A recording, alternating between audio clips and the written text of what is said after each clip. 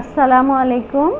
আজকে আমি বলবো প্রি কনসেপশনাল কাউন্সেলিং অর্থাৎ গর্ভধারণের আগে যে প্রস্তুতি সেটা সম্বন্ধে আমরা আজকে কথা বলবো। অ্যাকচুয়ালি এটা বিবাহ পূর্ব যে কাউন্সেলিং সেটারই একটা ধারাবাহিকতা।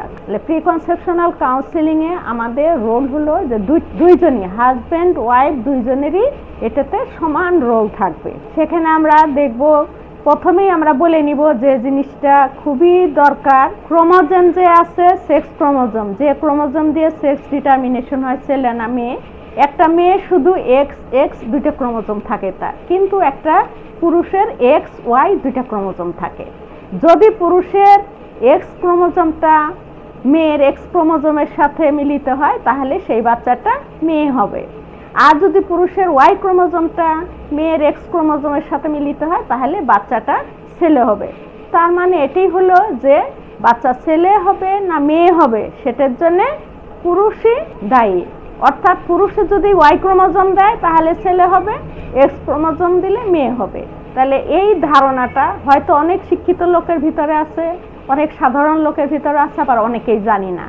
সেই জন্য এই জিনিসটা প্রি কনসেপশনাল কাউন্সেলিংয়ে প্রথম সুন্দরভাবে বুঝায় নিলে তাহলে সুবিধা হয়। তাহলে প্রি কনসেপশনাল কাউন্সেলিংয়ে আমাদের কি করতে হবে যাতে আমাদের গর্ভধারণটা সুন্দরভাবে হয়, এবং এটা কেন ইম্পর্টেন্ট, কারণ গর্ভধারণটা সুন্দরভাবে হলে পরবর্তীতে বাচ্চাটা প্রেগনেন্সিতে কোনো কমপ্লিকেশন এবং ডেলিভারিতে কমপ্লিকেশন এবং ডেলিভারির পরবর্তীতে বাচ্চাটা যাতে লং লাইফ ভালো থাকে, এটা অনেক কিছুই ডিপেন্ড করে প্রি কনসেপশনাল কাউন্সেলিংয়ের অনেক কিছুর উপরে। তাহলে আমরা আগে সবসময় জানতাম কি যে প্রি কনসেপশনাল কাউন্সেলিংয়ে শুধুমাত্র আমরা মেয়েদেরকে রেডি করি, পুরুষদের আমরা তেমন কোনো কিছু বলি না।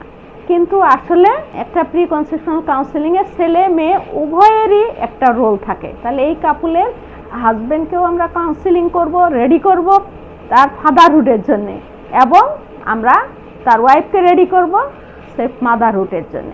তাহলে উভয়েরই এর ভিতরে অংশগ্রহণ আছে, এমনকি পাশাপাশি এটার পরিবারেরও অনেক রোল আছে এটার ভিতরে।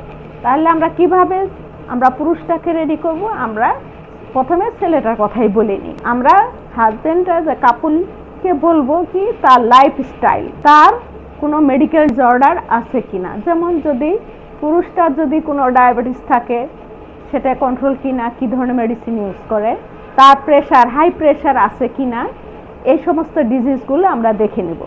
তার লাইফস্টাইলে আমরা দেখব যে তার ওভারওয়েট আছে কিনা, কারণ তার যদি ওভারওয়েট থাকে এতে অনেক হরমোনাল ইমব্যালেন্স হয়, যেটা তার ফার্টিলিটি, তার স্পার্ম কোয়ালিটিটাকে অনেকটাই হ্যাম্পার করে। সেই জন্য তার ওভারওয়েট থাকলে তার সামঞ্জস্যপূর্ণ ওয়েটটা আমরা মেনটেন করানোর জন্য আমরা বলবো। কিছু মেডিকেশনের আমরা হিস্ট্রি নিব যে তার কোনো মেডিকেশন শেখাচ্ছে, যেমন অ্যানাবলিক কিছু স্টেরয়েড আছে, কোনো টেস্টোস্টেরন, এই জিনিসগুলো আমরা খেয়াল করি। লাইফস্টাইলে আরও কিছু জিনিস যে তার খাওয়া দাওয়াটা কেমন, সে যদি একটা হেলদি ডায়েট খায় অবশ্যই এটা স্পার্ম কোয়ালিটিটাকে ইমপ্রুভ করবে।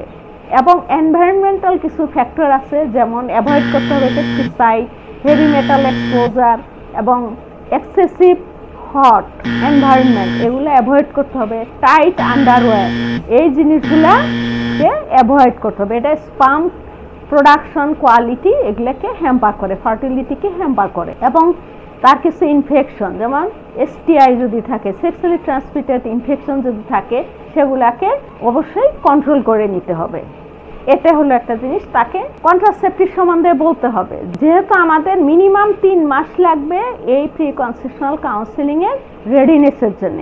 তাহলে এই 3 মাসে যদি কোনো কন্ট্রাসেপটিভ ইউজ করে, যেমন বেরিয়ার মেথড, তাহলে তার সঠিক পদ্ধতিটা, যদি তার কোনো এসটিআই থাকে, এটা যদি ট্রিটমেন্ট হয় সেখানে তো সে অবশ্যই বেরিয়ার মেথড ইউজ করবে। সেখানে এটার সম্বন্ধে আমরা তাকে প্রপার ইউজটা আমরা তাকে বলে দিব।